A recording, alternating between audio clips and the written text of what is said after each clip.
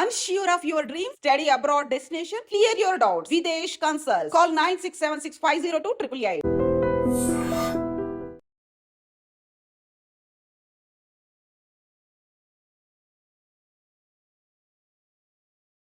మీరు ఛత్తీస్గఢ్ దండకార్యం, అక్కేమో నల్లమల. మీ ఇద్దరికి ఎవరు కలిపారు? పార్టీనా? పార్టీనే కలిపి. ఎలా మీరు అటు వెళ్ళారా, అన్న ఇటు వచ్చాడా? నేను ఛత్తీస్గఢ్ వెళ్ళాను. ఎప్పుడు ఇక్కడ ఎంతకాలం పనిచేశారు ఇక్కడ? ఇక్కడ నేను 2097లో పార్టీలోకి వస్తే 2007 వరకు ఇక్కడే ఉన్నాను, నల్లమల్లో. నల్లమల్ల. మీరు చేసిన యాక్షన్లు ఏమున్నాయి అప్పుడు? యాక్షన్లు అంటే కొన్ని సింగిల్ యాక్షన్స్ చేశాము. తర్వాత ఎర్రగొండపాలెం దాడి చేసినాము. ఎర్రగొండపాలెం స్టేషన్ మీద, పోలీస్ స్టేషన్ మీద దాడి చేసినాము. మీరు ఇంకా అప్పుడు అక్కడ సౌత్ తెలంగాణ ప్లాటూన్ ఒకటి ఉన్నది, ఇక్కడ నల్లమల్ల ప్లాటూన్ ఒకటి ఉన్నది. ఈ రెండు ప్లాటూన్లు లోకల్ దళం. నేను ఇక్కడ నల్లమల్లో కొన్ని రోజులు పనిచేసిన తర్వాత, ఎంత ఒక 5-6 నెలలు ఇక్కడ ఉన్న తర్వాత వెంటనే అక్కడ టీపీడీ దళం, టైగర్ ప్రాజెక్టు దళం అని చెప్పేసి ఈ దోర్నాల ఏరియా, దోర్నాల, పెద్ద అరవీడు, ఎర్రగొండపాలెం ఆ ఏరియా తిరిగేది. ఆ దళానికి నన్ను మార్చారు. సరే అని చెప్పేసి నేను అక్కడికి వెళ్ళిన. అక్కడ ఉన్న ఆ ఏరియాలోనే నేను ఉన్నది. మా లోకల్ దళం కూడా ఎర్రగొండపాలెం పోలీసులు ఎందుకు టార్గెట్ చేశారు? తుపాకుల కోసం? తుపాకుల కోసమే, అంతేనా? వేరే రిటాలియేషన్ వేరే ఏం లేదు, వెపన్స్ కోసమే. వెపన్స్ అదే 30 మంది సిఆర్పిఎఫ్ వాళ్ళు ఉంటారు, వాళ్ళ మీద దాడి చేసేసి తుపాకులు తెచ్చుకోవాలి, తుపాకులు తోటాలు తీసుకొచ్చుకోవాలి అనేటువంటి చెప్పారనమాట. దాడి చేసిన తర్వాత మనది ఫస్టే కొంచెం పోవడమే ఎక్స్పోజ్ అయింది. దారిలోనే జరిగింది. ఎన్ని గంటలు చేశారు? తెల్లారిదనక జరిగింది, 3 గంటల వరకు జరిగింది. ఒక 12 గంటలకు రైడ్ స్టార్ట్ అవుతే 3 గంటల వరకు జరిగింది ఫైరింగ్. కానీ ముందుగా మేము పోకముందే పోలీసులు అదనపు బలగాలు వచ్చినాయి లోపలికి. అంటే ముందు ఇన్ఫర్మేషన్ లీక్ అయిందా?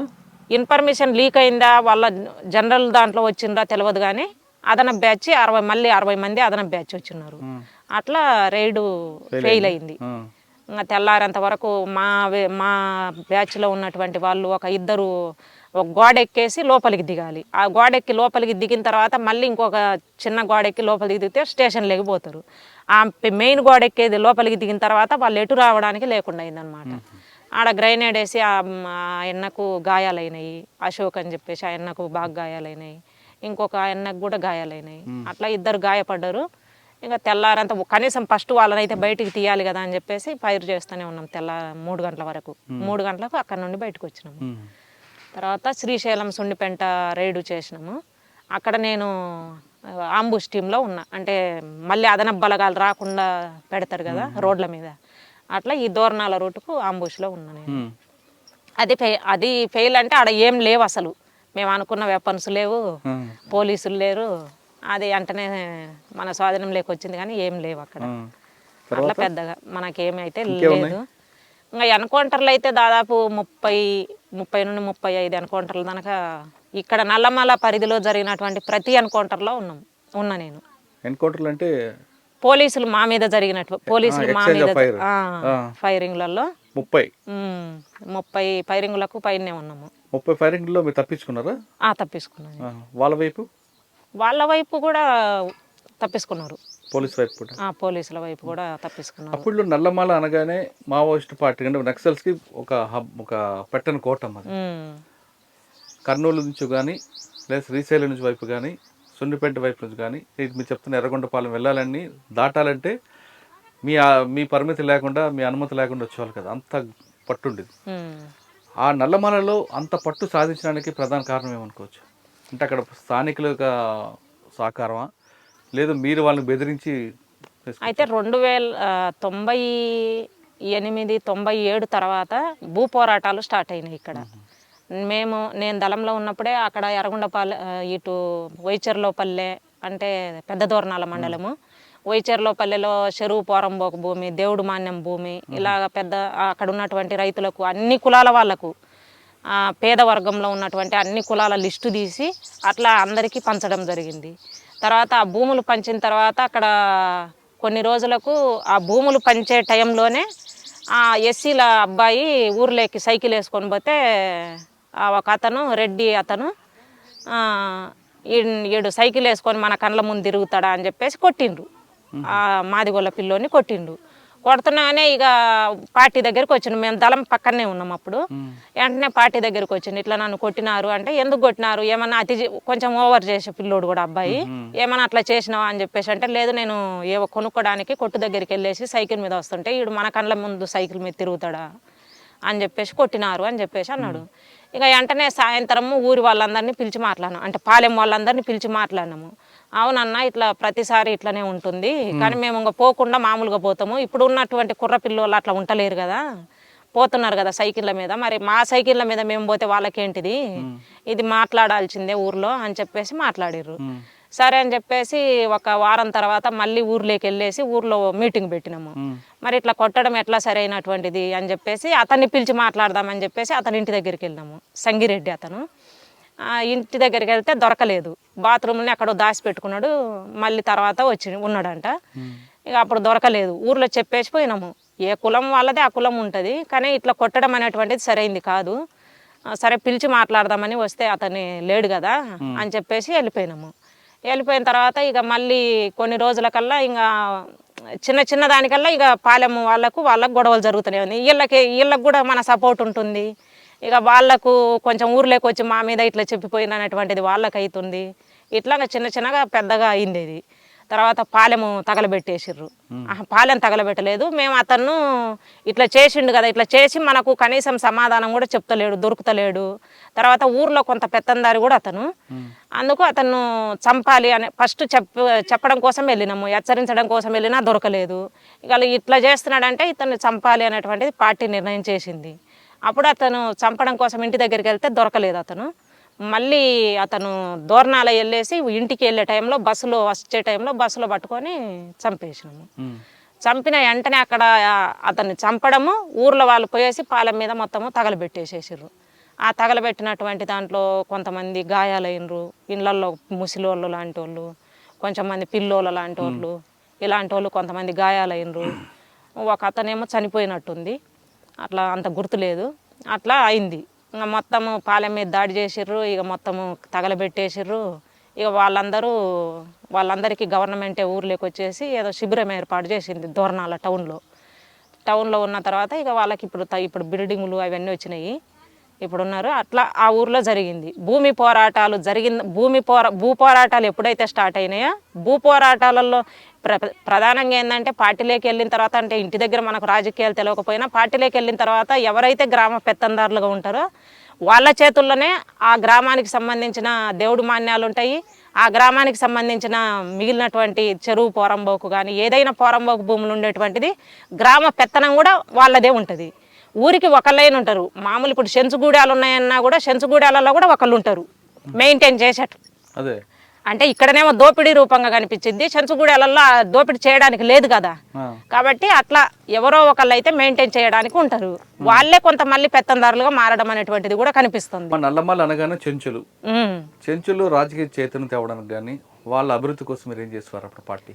చెంచుగూడాలలో చాలా మొత్తం మీటింగులు పెట్టినాము పెద్ద ఎత్తున. అసలు పార్టీ ఎవరి కోసం తిరుగుతుంది, అసలు చెంచుల పరిస్థితి ఏంటిది, ఈరోజు ఈ అడవిలో బంక ఏరుకొని తర్వాత ఏదో గడ్డలు ఏరుకొని బతకాల్సినటువంటి పరిస్థితి ఏంటిది, మీరు కూడా మంచి వ్యవసాయం చేసుకోవాలి, ఇట్లా చేయాలి అని చెప్పేసి వాళ్ళకు చాలా చైతన్యయుతంగా చేయడం అనేటువంటిది. వాళ్ళల్లో ఒక సంఘాలను ప్రతి గూడానికి సంఘాన్ని ఏర్పాటు చేసి మహిళా సంఘాలను ఈ మందు తాగకుండా తర్వాత వాళ్ళు వ్యవసాయం వైపు మళ్లించాలి అనేటువంటిది.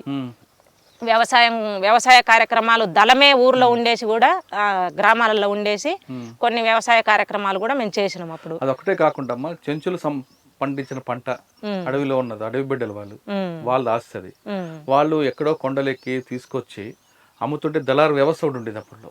అవును, దళారులతో కూడా మేము మాట్లాడేళ్ళము. తర్వాత ఈ ఐటీడీఏ సున్నిపేట శ్రీశైలంలోనే ఐటీడీ ఆఫీసు, ఆ ఆఫీసర్లను పిలవనంపి మాట్లాడినాము. అసలు వ్యవసాయానికి సంబంధించి చెంచులకు అంటే ఆదివాసులకు అసలు ఏమేమి వర్తిస్తాయి, మీ దగ్గర గవర్నమెంట్ ఏమి ఇచ్చేవి ఉన్నాయి అని చెప్పేసి ఏపీఓని పిలవనంపి మాట్లాడినాము. ట్రాక్టర్లు ఇస్తాము, బోర్లు వేపిస్తాము, సోలారు కరెంట్ ఇస్తాము, ఇవన్నీ చెప్పారు. అట్లాంటివి కొన్ని చేపించిన గ్రామాలలో. కానీ అప్పట్లో పార్టీ మీద ఒక దుష్ప్రచారం ఉండేది. చెంచుల అభివృద్ధి కోసం ప్రభుత్వం కిందకు వస్తే అభివృద్ధి పథకాలు కింద వరకు వెళ్లకుండా పార్టీ అడ్డుకుంటుంది, అభివృద్ధి పనుల కంటే ట్రాక్టర్లు తగలబెట్టడం, ప్రొక్లైన్ తగలబెట్టడం చేస్తుంది అనేది? అసలు చెంచుల అభివృద్ధి కోసం పార్టీ అంటేనే, మావోయిస్టు పార్టీ అంటేనే పేద ప్రజల కోసం పనిచేసేటువంటిది. ఇప్పుడు మా అమ్మ నాన్నలను ఎవరైనా వాళ్ళు తల్లిదండ్రులను వదులుకొని మొత్తం ఆస్తులు పాస్తులు అన్నీ వదులుకొని చేసేటువంటిదే పేద ప్రజల కోసము. ఇప్పుడు భారతదేశంలో కనీసం మంచినీళ్ళు తాగాలన్నా కొనుక్కొని తాగాల్సినటువంటి పరిస్థితి. ఇలాంటి టైంలో ఒక ప్రాణాన్ని తెగించి కుటుంబాన్ని లేకుండా, కుటుంబం అనేటువంటిది ఒక ఆస్తులు, సొంత ఆస్తి అనేటువంటిది లేకుండా, సొంత రక్త సంబంధం లేకుండా ఒక వర్గం కోసం, పేద వర్గం కోసం పనిచేసేటువంటిది ఓన్లీ మావోయిస్ట్ పార్టీ. నేను ఈరోజు బయటకు వచ్చినానని నా వ్యక్తిగత కారణాలు కావచ్చు, లేకపోతే అవి ఏవైనా కావచ్చు, కానీ ఈరోజు ఒక ప్రాణాన్ని తెగించి పనిచేసేటువంటిది మావోయిస్ట్ పార్టీ.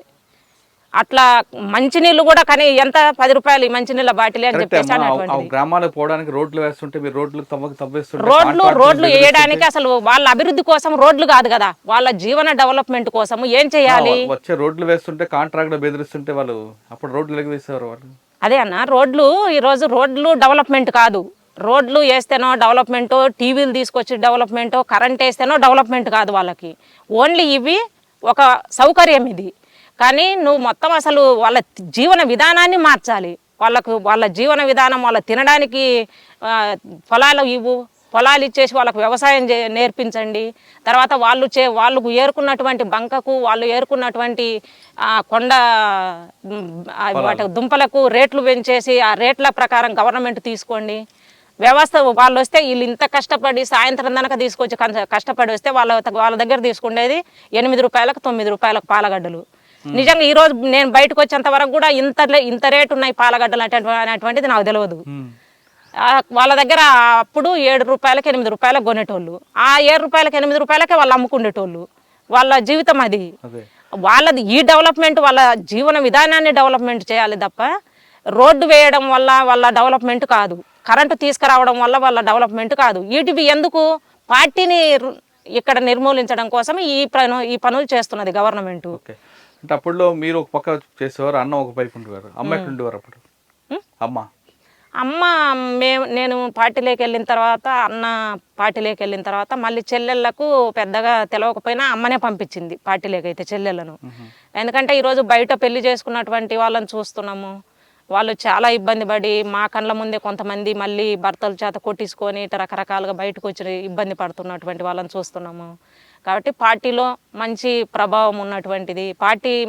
పార్టీ మనుషులు బాగానే ఉన్నారు, అలాంటి ఆలోచనలు వేరే రకమైనటువంటి ఆలోచనలు లేవు.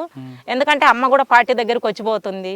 ఇక్కడ ఉన్నటువంటి ఇళ్ళ అసలు ఏమీ లేకుండా సొంత ఆస్తి కోసం కాకుండా ప్రజల కోసం పనిచేసేటువంటి వాళ్ళకి మీరు వెళ్ళాలి అనేటువంటిది అప్పుడు అమ్మనే రెండో చెల్లెల్ని పంపించింది. మీరు ఎంతకాలం ఉన్నారు నల్లమల్లో? 10 సంవత్సరాలు. తర్వాత 10 సంవత్సరాల తర్వాత 2007లో ఛత్తీస్గఢ్ వెళ్ళింది.